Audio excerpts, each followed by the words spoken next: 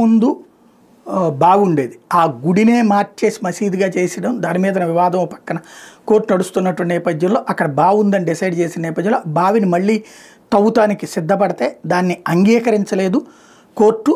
Supreme court సంబాల్లోని మొఘలుల నాటి జామా మసీద్ సమీపంలోని వివాదాస్పద బావి మీద ఎలాంటి చర్య చేపట్టదు. ఇదేదో మళ్ళీ ఇది సాక్షి వాడు దొంగ వార్త రాశాడు. మొఘలుల నాటి అని ఎవడు చెప్పాడు?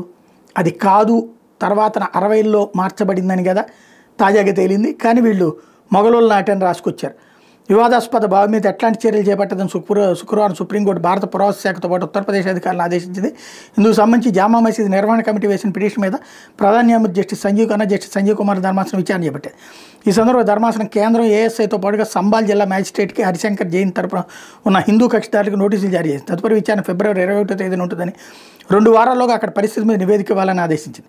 బావికి సంబంధించి ఎట్లాంటి చర్యలు చేపట్టరాదని స్పష్టం చేసింది.